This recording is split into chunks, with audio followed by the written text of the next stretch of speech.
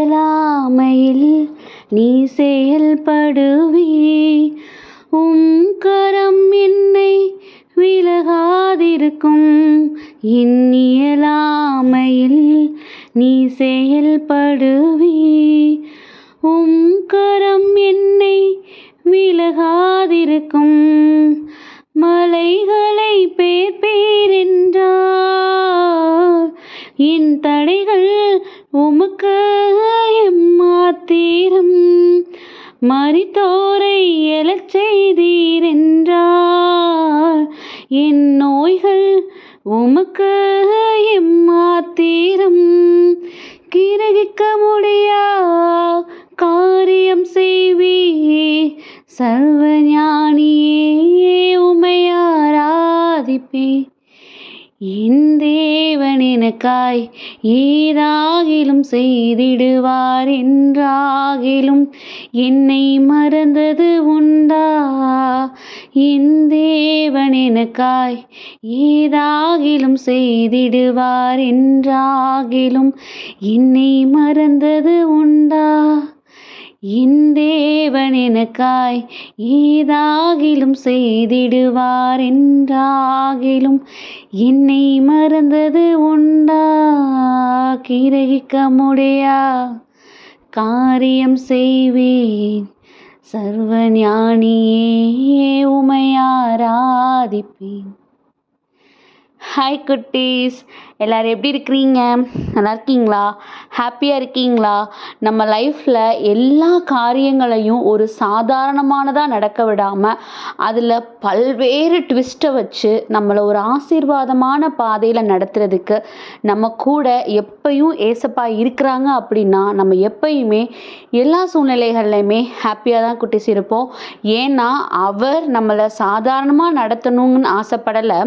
நம்மளை இருக்கிற 10ல் நம்ம 10ஆ இருக்காமல் நம்ம அதில் ஃபஸ்ட்டாக இருக்கணுங்கிறது தான் அவருடைய ஆசையும் விருப்பமும் குட்டீஸ். அவருடைய ஆசையும் விருப்பமும் இதுதான் அப்படிங்கிறத நம்ம புரிஞ்சுக்கிட்டோம் அப்படின்னா நமக்கு நடக்கிற ஒவ்வொரு விஷயங்கள்லையும் நம்ம என்ன பண்ணுவோம், அவர் வைத்திருக்கிறத நம்ம என்ன பண்ணிக்குவோம், அக்செப்ட் பண்ணிக்குவோம்.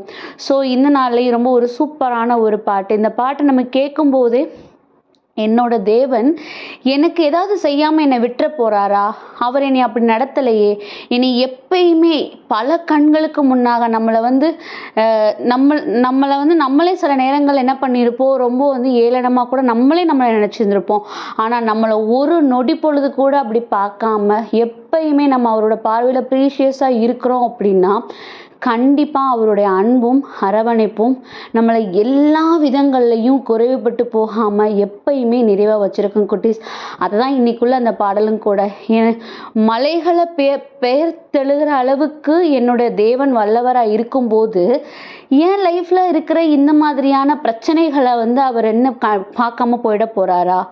அவர் கண்டிப்பாக அந்த பிரச்சனைகளை எப்படி நான் கடந்து அதில் நான் எப்படி அச்சீவ் பண்ண போகிறேன், அது எப்படி மற்றவங்களோட கண்களுக்கு வியப்பாக இருக்க போகுது அப்படிங்கிறதுல அவருடைய ஒவ்வொரு செயல்பாடுகளும் இருக்குது அப்படிங்கிறத நம்ம புரிஞ்சுக்கிற அளவுக்கு அவரை பற்றின அந்த ஞானமும் அவர் நம்ம மேலே வைத்திருக்கிற அன்பும் நமக்கு புரிதல் வேணும் குட்டீஸ். ஸோ அதை தான் இன்றைக்கி ரொம்பவே அருமையாக ஒரு வசனத்தில் கொடுத்துருக்குறாங்க.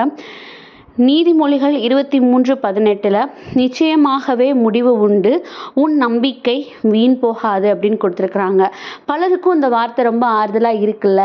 அப்போது நம்ம நினச்சிருக்கிற காரியம் கண்டிப்பாக நிச்சயமாகவே நம்ம விருப்பப்பட்டதுபடியாக நிறைவான ஆசீர்வாதங்களோடு சேர்ந்து நமக்கு கிடைக்கும் அப்படின்னு நமக்கு அஷூரன்ஸ் கொடுக்குறாரு.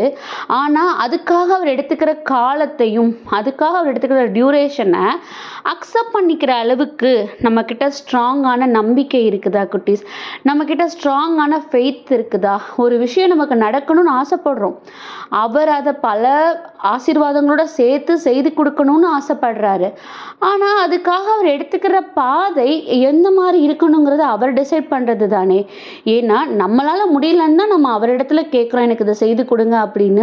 அப்போது அவர் அதுக்கான ஒரு பாதையையும் அதுக்கான ஒரு டியூரேஷனையும் அவர் வச்சிருக்கும்போது அவர் மேலே முழுமையாக நம்பிக்கையை நம்ம கொடுத்துட்டு நம்ம அதுக்காக காத்திருக்க மட்டும்தானே செய்யணும். நம்ம ஏன் அவசரப்பட்டுக்கிறோம்? நம்மளால் அந்த காரியம் முடியலை, அதனால் என் தேவனால் மட்டும்தான் அந்த காரியம் செய்து முடிக்க முடியும்னு அவர் கையில் கொடுத்ததுக்கப்புறம் கூட நம்ம ஏன் அவரை டவுட் பண்ணிகிட்டே இருக்கணும்? எனக்கு எப்போ கொடுப்பீங்க, எப்போ செய்வீங்க, எனக்கு என்ன பண்ண போகிறீங்கன்னு நம்ம ஏன் குட்டீஸ் அவரை நம்ம கஷ்டப்படுத்தணும்? ஸோ அவர் எவ்வளவு காலம் தாமதித்தாலும் கூட அதை அக்செப்ட் பண்ணிக்கிட்டு, சந்தோஷமாக அக்செப்ட் பண்ணிக்கிட்டு அவர் காட்டுற பாதையில் நடந்து போகிறதுக்கு நம்மளிடத்துல நம்பிக்கை இருக்குதா? அப்படிப்பட்ட ஸ்ட்ராங்கான நம்பிக்கை இருக்குது அப்படின்னா இன்னைக்கு நம்மளை பார்த்து சொல்கிறாரு, நிச்சயமாகவே நீ எதிர்பார்க்கிற காரியத்திலையும் நீ நினைத்திருக்கிற விஷயத்திலையும் நிறைவான ஆசீர்வாதமான முடிவு உனக்கு நான் கொடுப்பேன். அதுக்கு ரொம்ப ஸ்ட்ராங்கான உன்னுடைய நம்பிக்கை தான் காரணமாக இருக்குது. அதை விட்டு கொடுத்துடாத, அதை விட்டு தளர்ந்து போயிடாதன்னு நம்மளை பார்த்து சொல்கிறாங்க குட்டீஸ்.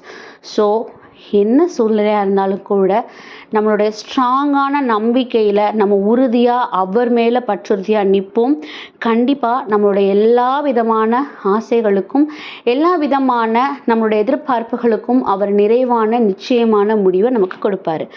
ஸோ அதுக்காக ஏசப்பாட்ட ஒப்பு கொடுத்து ப்ரேயர் பண்ணுவோமா?